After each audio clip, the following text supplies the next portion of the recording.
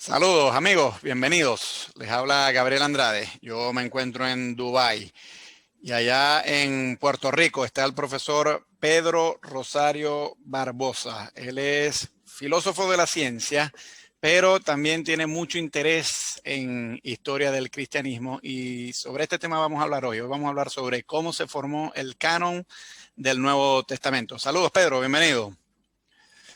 Saludos, Gabriel. Bueno, Gracias por tenerme aquí. claro que sí.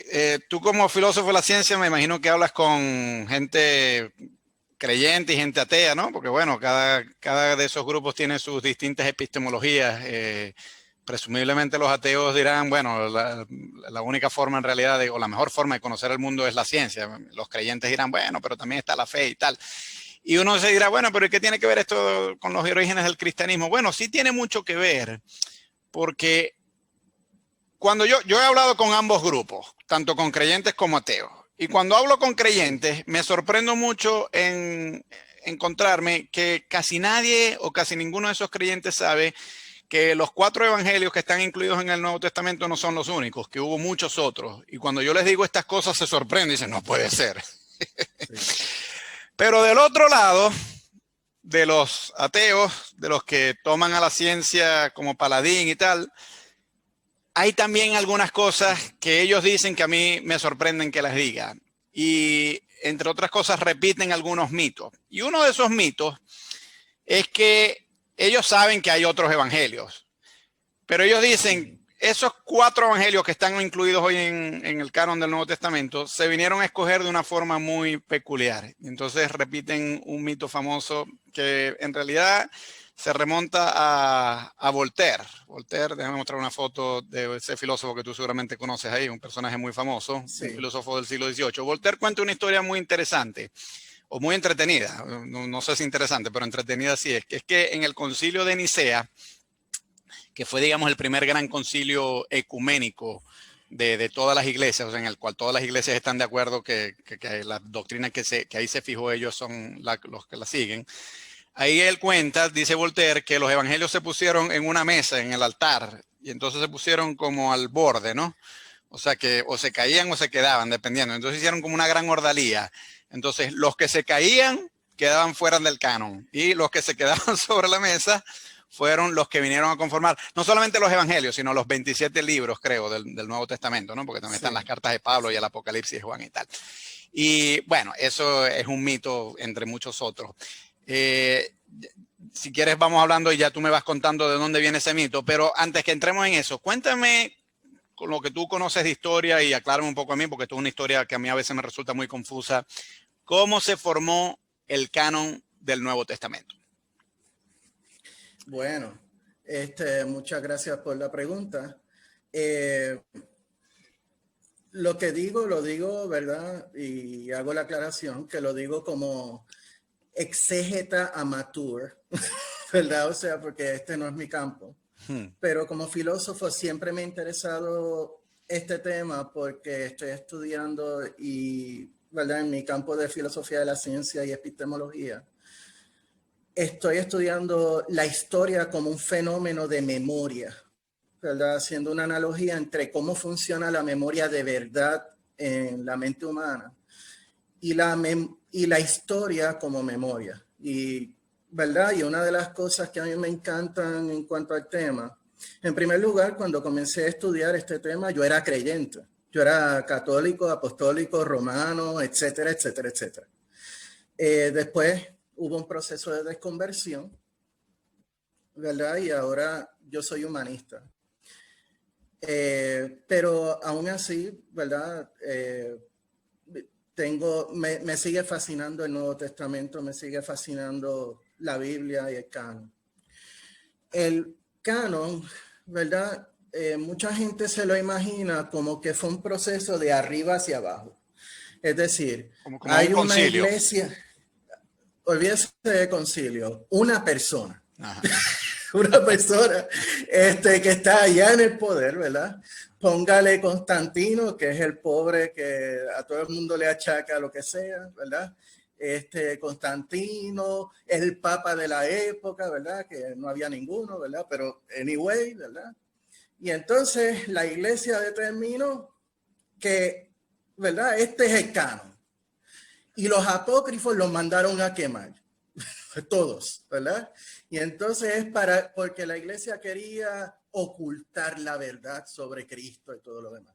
Obviamente esta teoría conspiranoica no funciona muy bien, pero vende. Cuando empecé a circular entre los humanistas, me empecé a dar cuenta de que este tipo de perspectiva, no exactamente lo que acabo de decir, pero este tipo de perspectivas son bien populares, ¿verdad? Y entonces como un escéptico, que se supone que uno sea, ¿verdad? Y incluso líderes ateos, que yo me encuentro diciendo disparates. Richard Dawkins recientemente publicó un libro para formar ateos nuevos. Y entre las cosas que dice es el disparate del Concilio de Nicea decidiendo lo que es canon bíblico, ¿verdad? O sea, esto está bien diseminado. Y el proceso no fue de arriba abajo, no fue que hubo una autoridad por allá arriba que decidió todos los libros y ya se acabó, ¿verdad? Concilio de Nicea, exactamente lo que tú ves ahí.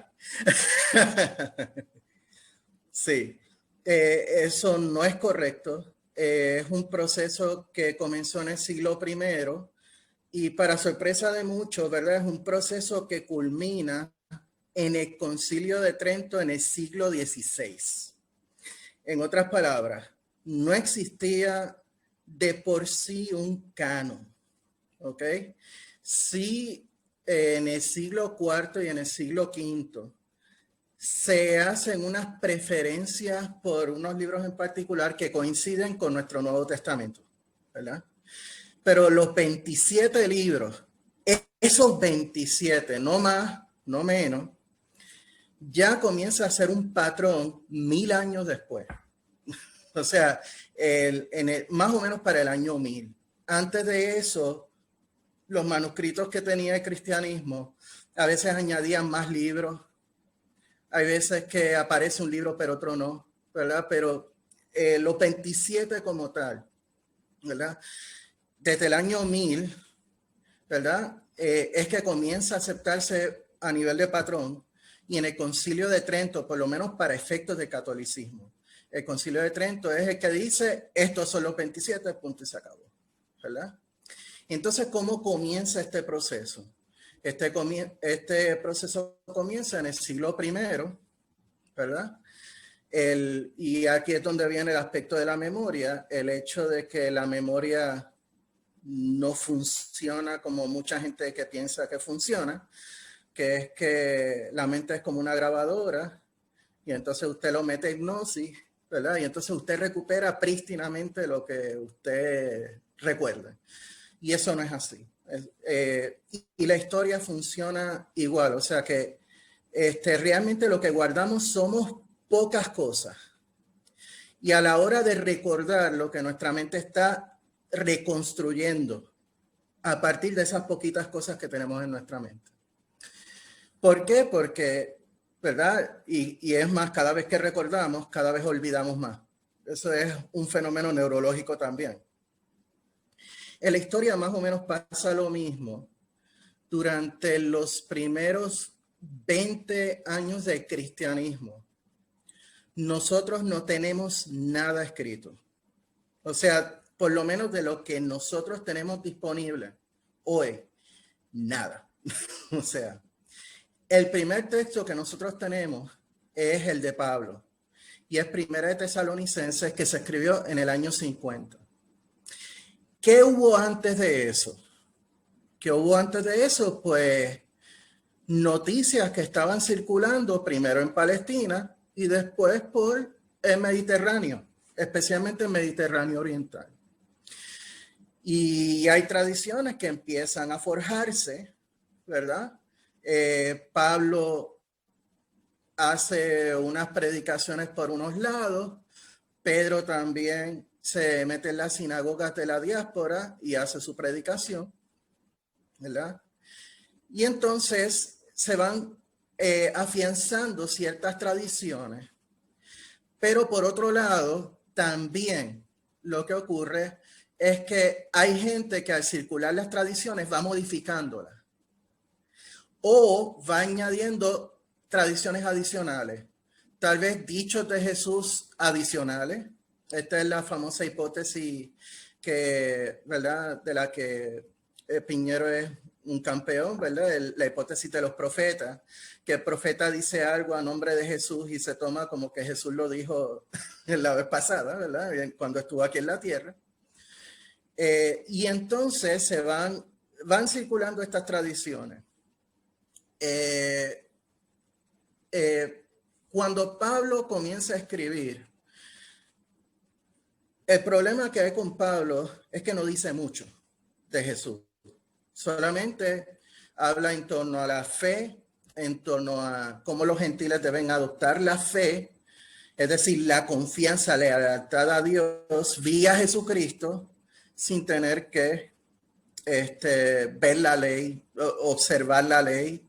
Específicamente, no tanto la ley como un todo, porque el decálogo hay que observarlo, pero lo que es la circuncisión, lo que es el kosher,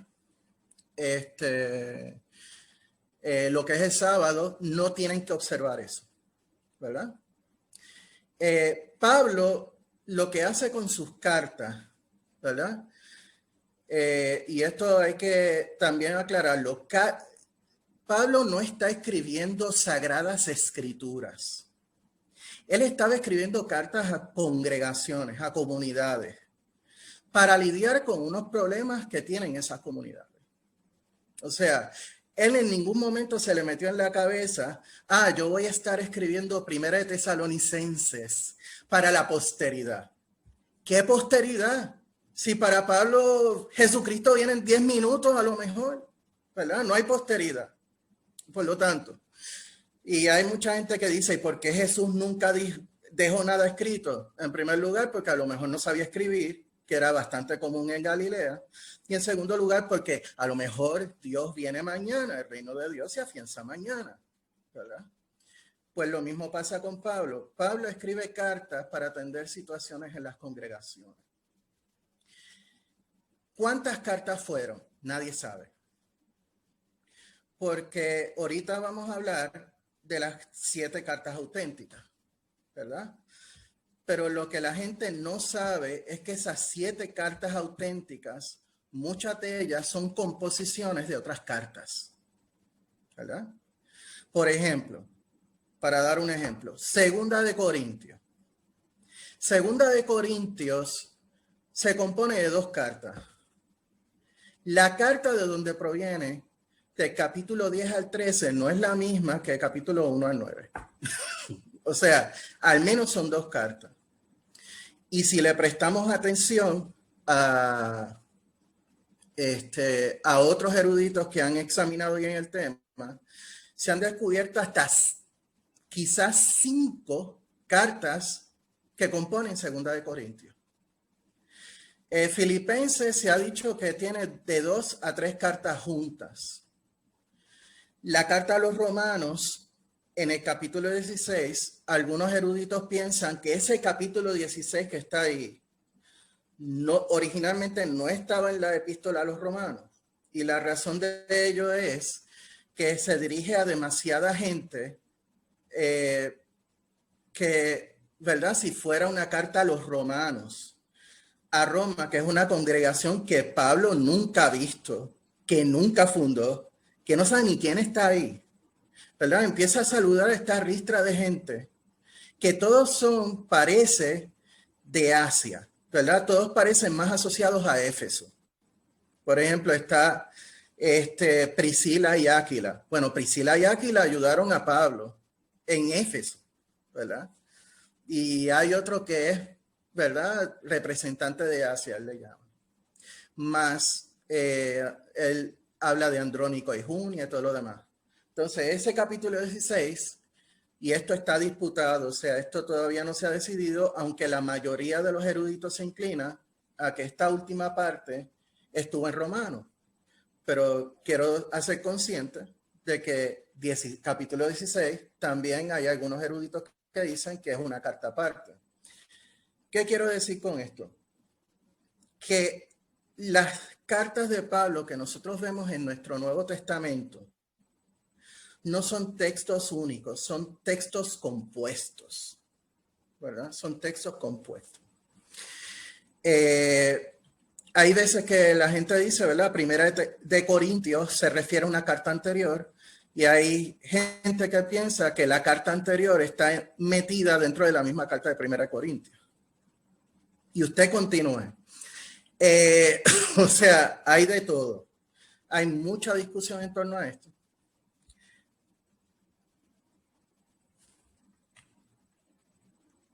Perdona, Gabriel, no te escucho.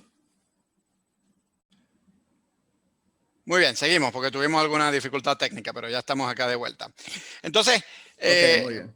Pedro, tú me decías entonces, bueno, sí que ciertamente hay muchos documentos circulando a inicios del siglo I, que algunos se componen, como por ejemplo en la Carta a los Corintios puede ser que sean varios documentos puestos en uno, pero también ocurre con los evangelios, ocurre con otras de las cartas, incluso hasta podría ser con el propio Apocalipsis. Sí. Pero claro, lo que me interesa mucho aquí que me ofrezca alguna luz es, ok, estos documentos están circulando, pero ¿a quién fue que se le ocurrió ponerlos todos en una lista de 27 que son los que tenemos hoy? O sea, ¿cómo empezó este proceso y qué motivó eso? No, es que esa es la cuestión, es que este es el proceso, este es precisamente el proceso. O sea, una vez Pablo muere, todas esas cartas se reúnen en 7. Y esas 7 cartas empiezan a circular.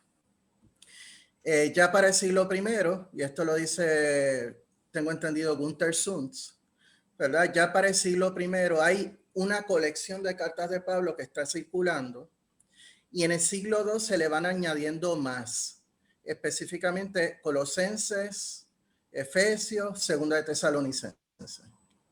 Mientras tanto, en cuanto a los evangelios, están circulando muchos ágrafos, muchos dichos de Jesús, que se empiezan a colectar, y entonces tenemos el famoso documento Q. Entra el Evangelio de Marcos y forja su evangelio a partir de las tradiciones que él tiene, más su propia creatividad. Mateo y Lucas copian de Marcos y copian de Q, pero también tiene fuentes independientes, ¿verdad? Y finalmente el Evangelio de Juan, en un proceso paulatino, ¿verdad? Va en un proceso editorial, hasta el año 100, 110 por ahí, que finalmente tenemos el Evangelio de Juan como lo conocemos, tal vez menos el episodio de la adúltera. El famoso episodio de la adúltera. Eso es importante que lo menciones, porque eso no aparece en los manuscritos más tempranos de Juan. O sea, que es relativamente tardío que empiezan a aparecer el episodio de la adúltera. Sí. Hechos de los Apóstoles aparece como una segunda parte del Evangelio de Juan. No, de Lucas. Perdón, de Lucas. Sorry. Sí. Perdón. Y entonces todavía hay un debate en torno a la fecha, pero el consenso por ahora es más o menos del 90 al 100 que se escribe Hechos de los Apóstoles. Y más o menos para finales del año del siglo I, principios del segundo, empiezan a escribirse las famosas cartas pastorales, Tito y Primera y Segunda de Timoteo. En el año 70 se escribe Hebreos, ¿ok? Pero Hebreos no da indicio que la autoría sea de Pablo. Y esto lo recalco porque hay veces ciertas confusiones. Porque hay mucha gente que dice que Colosenses, Efesios, Segunda de Tesalonicenses y la pastorales más Hebreos son falsificaciones. Y eso no es cierto. Hebreos no es una falsificación porque no pretende haber sido escrita por Pablo, sino que es una carta anónima. No sabemos quién la escribió. Pero las demás cartas, las demás 6, que se atribuyen a Pablo, los eruditos tienen una palabra bien elegante para decirlo, son pseudoepigráficas, ¿verdad? Bueno, yo lo llamaría más bien que es un Ajá, que es un eufemismo para decir que son falsificaciones, ¿verdad? Fraude, claro. Si yo escribo algo a nombre si yo escribo algo a nombre tuyo, sí. ¿Verdad? Y tú dices, yo no lo escribí, ¿verdad? Eso fue una falsificación. Sí, sí. Desde mi punto de vista lo comparto ese punto de vista, sí. Porque ciertamente son fake news. Sí. O sea, son fake news. Sí. Creo que Bart Ehrman ha trabajado eso mejor que nadie en años recientes con el libro que recomiendo mucho, que es Forgery and Counter Forgery, sí. ¿Verdad? Incluso hay una versión que es popular que se llama Forged. Hay una carta una pseudocarta de Pablo. Ahorita no recuerdo cuál es, quizás tú me puedes decir, pero donde él dice, tráeme los libros, y tráeme alguna de mis pertenencias, ¿no? Sí, sí. Y, no sé si es Colosenses o Efesios o Tito, una de las pastorales. No me acuerdo. Bueno, pero hay un episodio donde él dice eso, pero que los críticos saben que ese no es Pablo, sino que es alguien haciéndose pasar por Pablo, diciéndole a quien le está dirigiendo la carta, tráeme los libros. O sea, que hay toda una intención deliberada de engañar. Esto no es así una cosa piadosa. Sí, o sea, no, esto no es piadoso. Yo lo siento, o sea, hay algunos eruditos que yo respeto muchísimo, ¿verdad? Que dicen que lo que pasa es que está escribiendo en calidad de profeta, como si tuviera el espíritu de Pablo. Yo no. Yo tampoco. Es que cuando tú ves todas estas señales de que son falsificaciones típicas, ¿verdad? No me cabe otra explicación. Digo, eso soy yo, ¿verdad? Sí. Además de eso, se escriben otra serie de escritos, ¿verdad? Segunda de Pedro parece que se escribió para el siglo II. La carta de Judas parece que entre el siglo I y II. El Apocalipsis de Juan, y ese Juan no necesariamente es una falsificación, es sencillamente un Juan de Patmos que nadie sabe quién es. Está la carta de Santiago, que es una respuesta, tengo la impresión que a Romanos, a Gálatas y a Colosenses, desde mi perspectiva. Y es claro, por lo menos la referencia a Gálatas y Romanos es clara, ¿verdad? Está tratando de responder. Y yo creo que o Colosenses o Efesios también. Pero la cuestión es que la persona se hace llamar Santiago como si fuera el hermano de Jesús, ¿verdad? No dice explícitamente soy hermano del Señor, pero sabemos la fama que tenía Santiago como hermano del Señor, porque tenemos noticias de él, aún de parte de Pablo, en Gálatas. Tenemos referencias en Hechos de los Apóstoles, tenemos referencias posteriores. Eusebio hace alusión a muchas de estas historias que andaban rondando sobre Santiago, ¿verdad? Entonces, las 3 epístolas de Juan, algunas que parecen vinculadas al Evangelio de Juan. Todo eso de finales del siglo I al segundo, ¿verdad? Y principio del segundo. Así que más o menos por ahí tenemos ya los libros de, entre comillas, canon, pero también aparecen otros textos, como la epístola de Bernabé, un escrito apocalíptico que se llama El Pastor de Hermas, donde hay un pastor que tiene toda una serie de visiones larguísimas, ¿verdad? Y fue bien popular. Está la Didaje, que es la enseñanza de los 12 apóstoles. ¿Por qué menciono todo esto? Porque cuando se empieza a debatir la cuestión del, entre comillas, canon, estos libros van a estar en disputa. En otras palabras, no es cierto que en el cristianismo se dictó de una vez qué libros iban a haber desde el principio. De hecho, yo he leído libros de ateos que han dicho que Marcos, Mateo, Lucas y Juan hicieron un acuerdo para que esos 4 evangelios es hasta ese nivel el disparate. Sí. Y el problema con eso es que la razón de por qué Mateo escribe el Evangelio de Marcos es porque no está de acuerdo con, escribe el Evangelio de Mateo, es porque no está de acuerdo con el Evangelio de Marcos. Y la razón de por qué Lucas escribe un evangelio alterno al de Marcos es porque no está de acuerdo tampoco con Marcos. Y el evangelio de Juan no está de acuerdo con ninguno. ¿Verdad? O sea, aparecen otros escritos. Yo sé que tú la conoces, el protoevangelio de Santiago, que es Sí, famosísima, muchos ¿verdad? En esta evangelios. época de Navidad. Sí. Aparecen muchísimas más. Muchos escritos gnósticos aparecen ya en el siglo II. El Apocalipsis de Juan, aparece el Evangelio de María, ¿verdad? Todas estas cosas, todos estos escritos aparecen.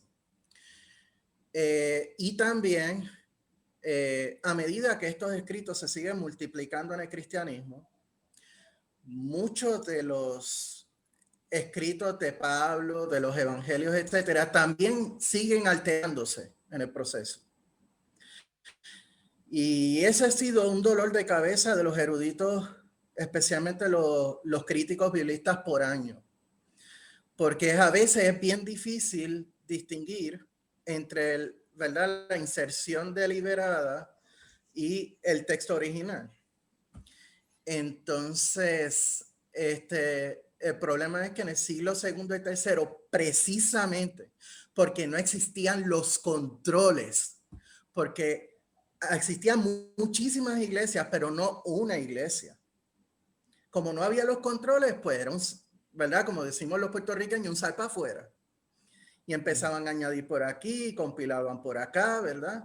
Y hay veces que hubo veces que se hacían manuscritos mal escritos, a veces más organizados, ¿verdad? La cosa se empieza a organizar ya cuando se centraliza el poder eclesiástico, ¿verdad? Siglo IV, siglo V en adelante. Claro. Pero antes de eso, ¿verdad? Es un sal para afuera, Claro. ¿verdad? Bueno, el núcleo del Nuevo Testamento siempre han sido los evangelios, ¿no? Y sí. si hay otros evangelios circulando, pues yo supongo que el primer paso fue decir, bueno, vamos por partes. Luego hablaremos, si quieren, del pastor de Hermas, de la Didache. Esos son textos, digamos, secundarios, pero nos tenemos que poner de acuerdo en cuáles son las biografías de Jesús que vamos a seguir. Y según tú has contado en alguno de tus escritos, creo, y bueno, es lo que siempre se ha dicho, fue un padre, San Ireneo de León, el que dijo, son 4, no hay más. Y son Por lo Mateo, menos los evangelios. sí, los evangelios, claro.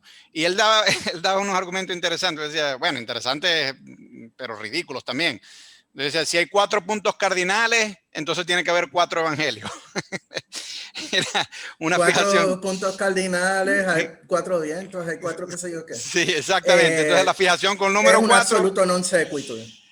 claro, o sea, una Es un non forma sequitur. terrible de razonar y de argumentar, ¿no? O sea, una cosa, pero así fue como quedó. Pero yo sí le daría el crédito a Ireneo, San Ireneo de León en esto, de que Sí. los 4 que él escogió, que fueron los que vinieron a ser los canónicos, sí son, digamos, los más históricos, porque si uno compara esos 4 con los apócrifos, salvo quizás el Evangelio de Tomás, el de los dichos de Tomás, ahí podría ser que sí tenga cierto valor histórico. Pero muchos de los otros, por ejemplo, bueno, el recién descubierto Evangelio de Judas, pero el Evangelio de María, el protoevangelio de Santiago, todos esos, la verdad es que cuentan historias que no tienen ningún valor histórico. Mientras que en los canónicos, bueno, hay que separar el trigo y la paja, pero algunas algo. cosas históricas sí hay, ¿no? Entonces, cuéntame un poco ya después cómo es que sigue. Luego de que Ireneo ya tiene esos 4 evangelios, cómo el resto se escoge. Y quisiera mencionar aquí que me hablaras un poquito de un hereje que aparentemente es el que empieza a motivar a la jerarquía de la iglesia, si acaso tal cosa existe en ese momento, a decir, bueno, no, señores, ya tenemos que ponerle cierto límite a los libros que andan circulando. Y ese hereje que estoy pensando es Marción de Sinope. Marción de Sinope. Una cosa interesante es que en realidad el primer canon formalizado no viene de la iglesia, sino del propio Marción. O sea, ese es el primero que realmente se le ocurrió decir, ok, estos son los libros definitivos que hay que autorizar. Y claro, la iglesia no está de acuerdo con ese canon que impone Marción, y entonces es en respuesta a lo que Marción está diciendo que hay que delimitar, como surge el canon de los 27 que nosotros tenemos, ¿no? Y es una cosa interesante porque mucha gente dice, no, es que la iglesia suprimió muchos otros textos y tal. Bueno, eso es verdad, pero la iglesia hace eso en respuesta a Marción, quien suprimió aún más textos, porque el canon de Marción es más corto que el canon de la iglesia. El canon de Marción solo incluye el Evangelio de Lucas y 9 o 10 libros más. Habla un poquito de Marción, quién fue y por qué Marción es tan importante en la historia de la formación del canon. Bueno, ahí vamos por partes, porque el caso de Marción, yo estuve repasando bastante, ¿verdad? Cuando te comunicaste conmigo, estuve repasando bastante y hay que un poco hilar fino en este tema, porque, por ejemplo, una vez más repito, en el siglo segundo no existía la iglesia, ¿verdad?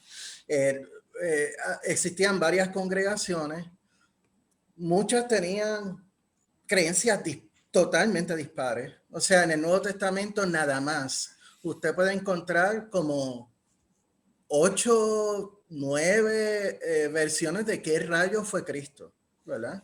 Y tiene los ebionitas, y tiene esto, y tiene lo otro. O sea, no hay nada realmente unificado. Pero Marción de Sinopo está dentro de ese contexto de una iglesia múltiple, cuya doctrina no está formalizada, ¿verdad? Entonces, lo que él hace es prestarle atención a Pablo y llevarlo a un extremo, ¿verdad? Y entonces lo que él hace es que adopta una versión modificada según los enemigos, que conste, según los adversarios de Marción dicen, ¿verdad? Y eso hay que tomarlo con pinza. Una versión alterada del Evangelio de Lucas y unas versiones alteradas de las cartas de Pablo. Las 10 cartas de Pablo sin hebreos y sin las pastorales. Entonces, ¿verdad? Para Marción existe un Dios supremo bueno y un Dios imperfecto, ¿verdad? Y entonces este Dios imperfecto es el que crea este mundo material, pero la verdad en torno al Dios bueno lo revela Jesús, ¿verdad? Sobre si Marción era 2Z o no, eso está entre signos de interrogación hoy día. Pero, ¿verdad? Dice, pues, ¿verdad? Es renunciando al Antiguo Testamento, es renunciando a la ley. Y en ese momento es la ley y los profetas. Renuncia a eso, quédate solo con el Evangelio alterado de Lucas, ¿verdad? Y las cartas de Pablo que te dicen que la ley ya no vale más, ¿verdad? Que es por la fe que te vas a salvar y vas a llegar, ¿verdad? Tu alma va a llegar al verdadero Dios. Y porque esto es importante, porque es la primera vez que se forma un canon. Ahora, si la iglesia, entre comillas, recordando que la iglesia no está unificada en esta época, responde a Marción con un canon suyo, eso yo tengo, ¿verdad? Serias reservas. ¿Por qué? Porque Irineo, por lo menos a finales del siglo II, se dedica a atacar, ¿verdad? Y fuera de los evangelios, él no establece un canon, ¿verdad? Nadie establece un canon. Sencillamente dice, Marción está alterando escritos que nosotros consideramos sagrados, pero todavía no son canónicos, todavía no hay una lista oficial canónica. Y eso no puede ser, ¿verdad? Y entonces se dedica a atacar a Marción, a los gnósticos, ¿verdad? Y a toda la gente.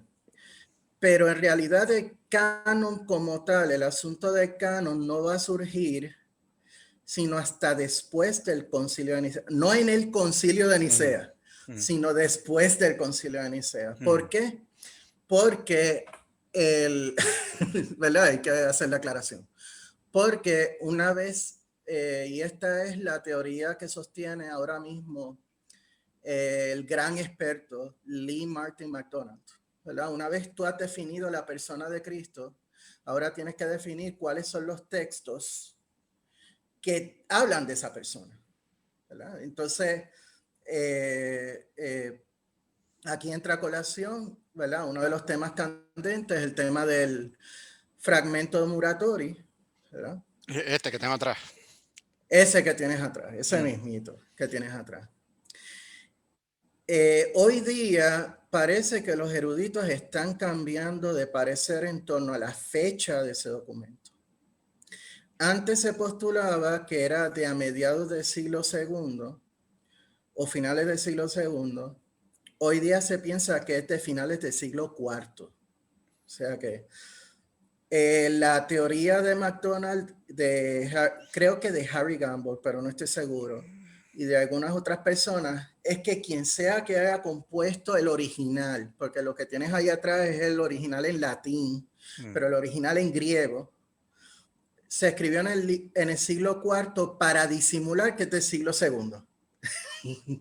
¿Por qué? Porque muchos de los asuntos que toca ese fragmento Muratori, ¿verdad? Que para los que no sepan, es un fragmento que fue encontrado por un sacerdote, ahora se me olvida el año, ¿verdad? Creo que fue en el siglo Y XVI. que está, sí, o posterior. Creo que sí lo tengo que chequear. Pero está escrito en latín. Y un latín bien malo, por cierto.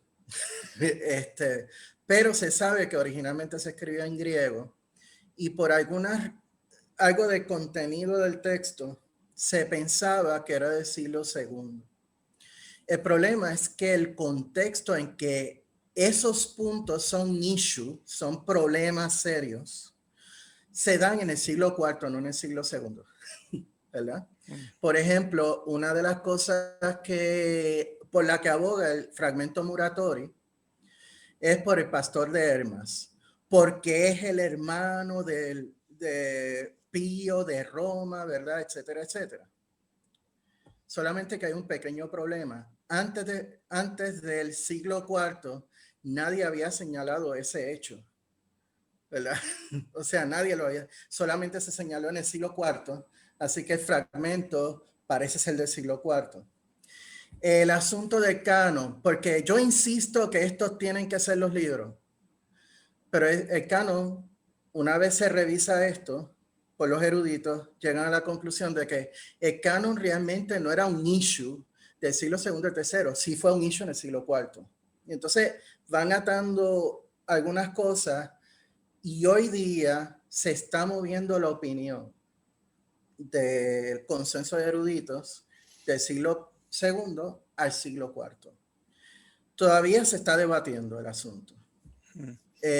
Y Lee Martin MacDonald, que para mí es una de las grandes eminencias, de hecho, escribió 2 volúmenes en torno al proceso de canonización de los libros de la Biblia. Así lo destaca. Y hace un par de años, y esto, ¿verdad?, es lo último que diré, ¿verdad?, en torno a este tema, está Claire Rothschild, se llama.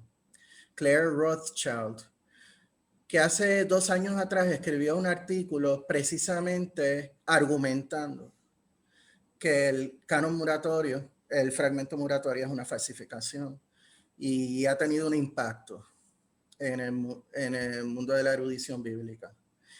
Así es que, ¿verdad? Ya uno ve procesos de transición que se están dando ahí, pero una vez más, eso no quiere decir que en el siglo segundo o tercero no se estén utilizando los evangelios. El protoevangelio de Santiago, para dar un ejemplo, utiliza el evangelio de Lucas. Si no me equivoco, utiliza el evangelio de Mateo también. Hay algunos hechos por ahí que se basan en algunas cosas de Hechos de los Apóstoles o se basan en la carta a los Gálatas, ¿verdad? Siguen utilizando exactamente la misma referencia. Pero en el siglo IV, después del Concilio de Nicea, es que precisamente en ese momento es que entra el issue del canon. Primero, el canon de lo que hoy llamamos el Antiguo Testamento, que es la Biblia hebrea. En la década de 360 hubo un concilio que se llama el Concilio de la Odisea, que fue un poco para decidir eso.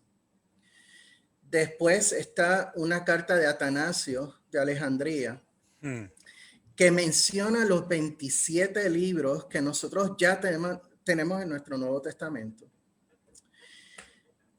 Se convoca un concilio en Roma bajo el obispo de Roma, Dámaso. Le llaman Papa Dámaso I.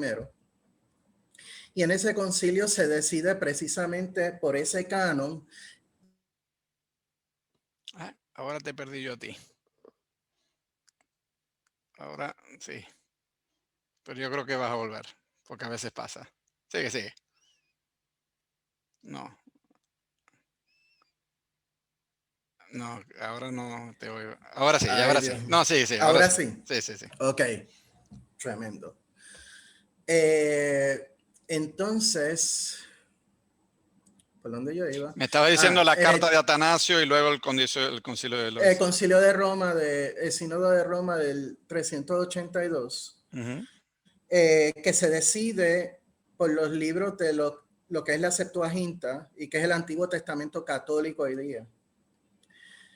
Y los 27 libros del Nuevo Testamento. Después, en el año 393, si mi memoria no me falla, se lleva a cabo el Concilio de Hipona, que también decide por la misma lista de libros del Nuevo Testamento. Y finalmente, en el Concilio de Cartago, creo que 398, que decide también por lo mismo, con una diferencia. Y es que en el Concilio de Hipona, creo que el Apocalipsis todavía estaba en disputa.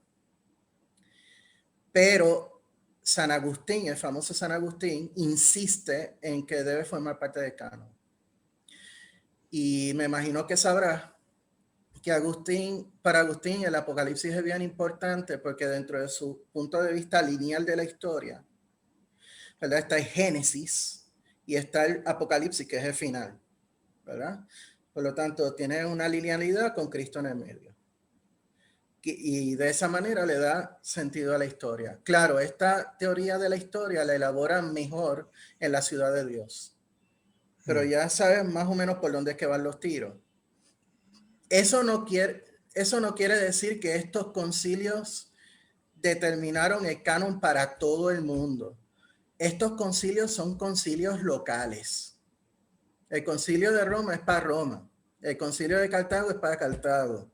El concilio, la carta de Atanasio es para Alejandría.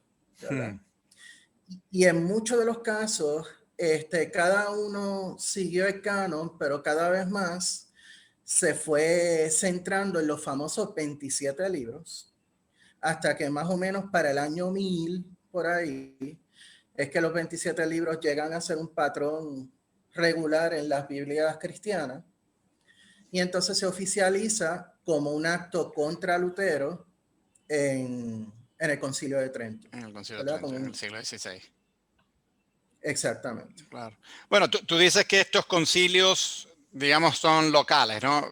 Pero el de Nicea no, el de Nicea sí fue universal y por eso es que se le llama un concilio ecuménico. Ese fue ecuménico. Claro. Pero ninguno de los concilios ecuménicos, por lo menos los 7, en las que coinciden la católica romana y la ortodoxa, atendieron el problema del canon.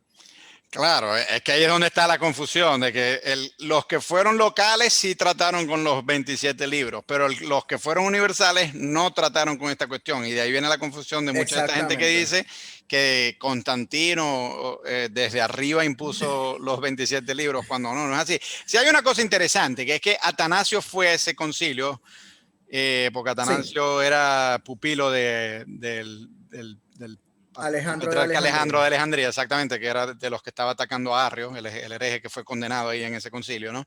Entonces, claro, a lo mejor la gente queda confundida y decir, bueno, pero si Atanasio fue ese concilio y ese mismo Atanasio es el que escribió esa carta enumerando los 27 libros, pues entonces en ese concilio a lo mejor sí se habló de ese tema.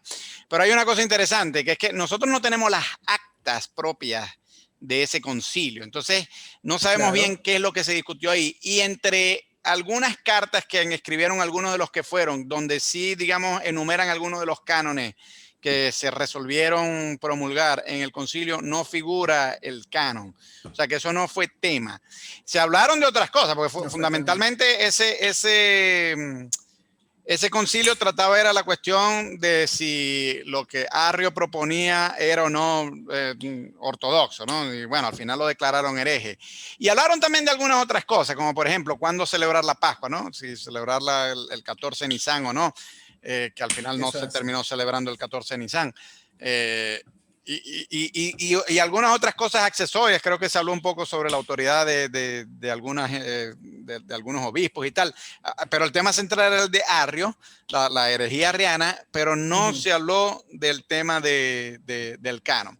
Ahora, tú sabes que alguna de esta gente, y pienso por ejemplo en Dan Brown con esa famosa novela el Código Ese Da es el que Vinci. tenía en mente ahora mismo, sí. Dan Brown quizás es el que más populariza esta idea de que Constantino fue el que impuso los 27 libros en el Concilio de Nicea. Pero a decir verdad, no viene de Dan Brown, porque ya yo te había mencionado al principio la historia esa de Voltaire, que donde ponen los libros en una mesa y si se caen son apócrifos y si quedan en la mesa son canónicos.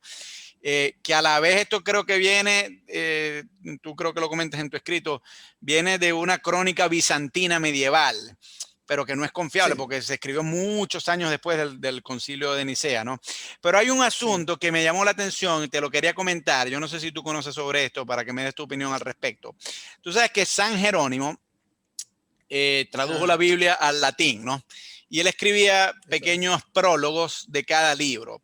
Y cuando él estaba traduciendo el libro de Judith, él escribe y dice, bueno, yo no estoy seguro si este libro es canónico o no, porque, bueno, por X o por Y, ¿no? Porque a lo mejor el mensaje que está en Judith a él no le gusta y tal, pero él dice algo así como, pero yo lo estoy incluyendo en esta Biblia porque en el concilio de Nicea fue incluido. Entonces, claro, mucha gente dice, ese testimonio de Jerónimo, eso es señal de que en el concilio de Nicea sí se discutió el tema del canon.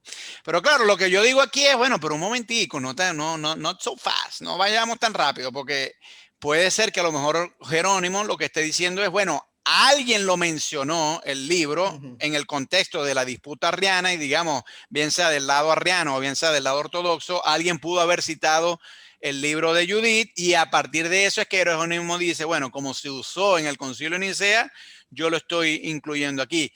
No implica que hubo una discusión realmente del canon sobre si Judith era canónico o no, o sobre todos los otros libros que al final fueron incluidos. ¿Cómo ves tú eso, si este pasaje de Jerónimo y cómo lo podemos interpretar?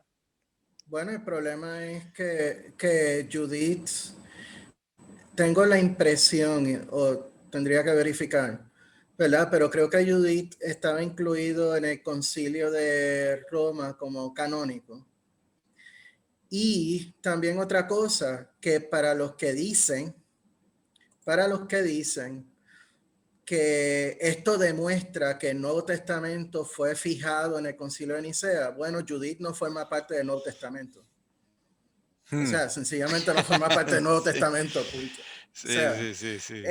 O sea, pero ¿de dónde Jerónimo saca esa información? Pues no sé. No, mi hipótesis es que seguramente en una de esas deliberaciones, y para que nos hagamos una idea, el concilio de Nicea seguramente fue pues algo así como esto, seguramente, ¿no? O sea, se sentaban de un lado los que defendían un punto de vista y se sentaban del otro lado los que defendían el otro punto de vista, y eso era un toma y dame, ¿no? Y a lo mejor alguno de los oradores dijo, bueno, yo creo que Arrio, tú eres hereje porque en el libro de Judith tal cosa, y entonces Jerónimo no estaba ahí, porque Jerónimo nació una generación después, pero seguramente le escuchó de que alguien se paró y dijo tal cosa de Judith en ese momento, y entonces él dice, bueno, como de Judith se habló en el concilio de Nicea, y ese es un concilio ecuménico, porque no usaba la palabra ecuménico, pero es un concilio con autoridad, y como se habló de Judith en ese concilio, yo lo voy a incluir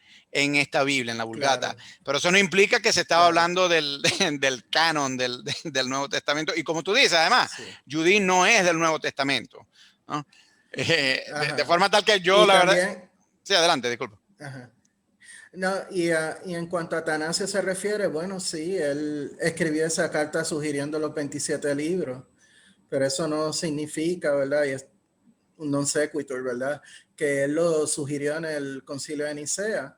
Y claro, la prueba está en el que lo postula, el peso de la prueba está en que él lo postula. Si tienen evidencia de que Atanasio lo sugirió en el Concilio de Nicea, pues que lo demuestre. Pero No, hasta no el día hay. de hoy tenemos testigos y documentos y cosas y nadie dice nada. Claro, Atanasio fue muy joven cuando él fue al Concilio de Nicea y Sí, esta carta donde se incluyen los 27 libros es posterior, bastante posterior. eso es así. O sea, viene del mismo Atanasio, es verdad, pero Atanasio tuvo una vida muy larga. Incluso Sí, Atanasio, como él estuvo en el partido contrario a los arrianos, pero los arrianos en algún momento llegaron a persuadir a Constantino de que asumiera, a Constantino y a sus descendientes también, de que asumiera sí, el arrianismo como doctrina oficial. Atanasio estuvo eso preso es varias así. veces, estuvo exiliado varias veces. Entonces tuvo una vida muy larga. Entonces, o sea, que sea el mismo personaje el que haya estado en el Concilio de Nicea y haya escrito esa carta, no implica que en el Concilio de Nicea se haya conversado sobre eso, ¿no? Hay otro. Adelante, vas a decir algo. No, no, no. Ya, Continúa. ya para ir concluyendo, Pedro, hay otros temas sobre el cual te quería plantear o consultar sobre esta cuestión Ujú. de si se discutió o no el canon en el Concilio de Nicea.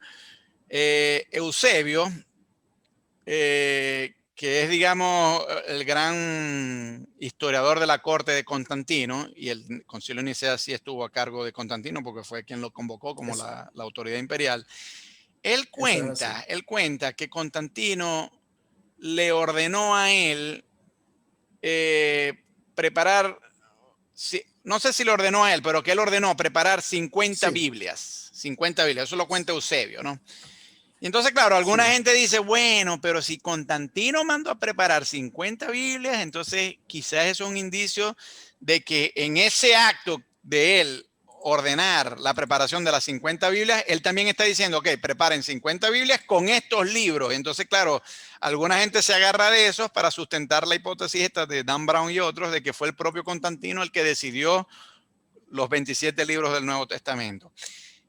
¿Qué me dices tú sobre ese testimonio de Eusebio? En primer lugar, ¿debemos confiar en él? Y en segundo lugar, si confiamos en él, ¿cómo lo interpretamos? O sea, que esto le da, ¿cómo se relaciona eso con la hipótesis de que fue el propio Constantino quien ordenó los 27 libros? Yo creo que en ese aspecto creo que hay que creerle. Yo soy muy incrédulo de Eusebio, pero no veo razón alguna por la que no creerle en ese caso, porque eh, el Concilio de Nicea se convoca precisamente porque las peleas entre cristianos estaban dividiendo su imperio. O sea, sencillamente, eh, de hecho, él iba a guerrear contra Licinio, una guerra contra Licinio, y entonces ahí se entera de que en Asia y en África está estos tumultos de cristianos violentamente enfrentándose unos con otros. Pues ahí entonces pregunta, ¿y qué es lo que sucede? Bueno, es que se están hartando a gas natural, como decimos los puertorriqueños, porque, porque unos piensan que el hijo fue criatura preexistente y homucios, ¿verdad? Y otro dice que, ¿verdad? Que es homoousios y que siempre ha estado ahí. Y a él le pareció una pelea totalmente irrelevante que no merecía mayor contención. Y convoca el Concilio de Nicea y de hecho en uno de los discursos que dice Constantino, es una de las ocasiones que menciona a Cristo, ¿verdad? Que la unidad de Cristo prevalezca, ¿verdad? Pues la cuestión es la siguiente, ¿cómo mejorar esa unificación de los cristianos ante estas divisiones, que si el donatismo, que si el arrianismo, que si esto y lo otro? Pues los libros que son más populares y que más se utilizan en las liturgias cristianas, ¿verdad? Los libros que sean, que circulen más entre los cristianos. Y de ahí la idea que encargó a Eusebio sobre si lo llegó a realizar o no, ya eso es otro issue, ¿verdad? Y hay otra gente que dice que sí que se realizó, que el Código Sinaítico, el Códice Vaticano, ¿verdad? El Códice Sinaítico, el Códice Vaticanus puede ser resultado de eso. Pero, ¿verdad? No es el Nuevo Testamento exactamente como lo tenemos hoy día, ¿verdad? Ese es el problema. Claro, claro. Y entonces, nada, fue un buen esfuerzo político. La movida es claramente política. Pero eso no quiere decir que en el Concilio de Nicea se determinó el canon. El canon que conocemos hoy se determina después, y primero en varios concilios, mucho después de la muerte de Constantino, y la cosa no concluye hasta Trento. Esa es la cuestión. O sea que si acaso Constantino contribuyó, fue a un nivel muy marginal y por razones políticas. No fue, como dice el artículo que yo estoy criticando, y te invito a que lo leas si quieres, ¿verdad? Pero el artículo que yo estoy criticando es que Constantino le pagó a los líderes cristianos para que ellos determinaran, ¿verdad?, los libros que él quería que estuvieran en el Nuevo Testamento. Es un disparate. Bueno, Eso es yo un te digo una disparate. cosa, por supuesto que es un disparate, pero yo no culpo bueno, sí lo culpo, pero entiendo de dónde viene la confusión, porque sí hubo algunos concilios después en los que algunos de los que estaban en disputa sí sobornaron. Pienso, por ejemplo, en el concilio de Éfeso, cuando la disputa nestoriana, uno de los que estaba ahí, ese concilio fue una disputa entre dos grandes, Nestorio y Cirilo, ¿no? Y Cirilo, para que el emperador se inclinara hacia su lado, hizo bastante soborno. Entonces, claro, alguien puede decir, bueno, si eso ya ocurrió en un concilio posterior, ¿por qué no pudo haber ocurrido en Nicea? Pero no, sabemos que eso no fue así. En Sí, Nicea pero hay que, no hubo soborno. bueno, si tienen prueba de eso, pues que lo No, demuestren, no, es ¿verdad? que Que no si hay, la no, prueba está ahí, no, que lo postulan. no hay tal prueba, no hay tal prueba. Así que, bueno, Pedro, muy agradecido por esta conversación y la verdad es que he aprendido mucho de ti y también de la gente que dice, o sea, he aprendido mucho de ti aclarándome lo que ocurrió en la historia, pero también he aprendido de ti porque me he enterado de muchos de los disparates que mucha otra gente dice en torno a la formación del canon y al Concilio de Nicea y a la historia del cristianismo en general. Espero poder seguir en contacto contigo y en una futura ocasión con toda seguridad podemos hablar de otros temas. Claro que sí, no hay problema, siempre a sus órdenes. Bueno, enhorabuena y seguimos en contacto. Adiós. Muy bien.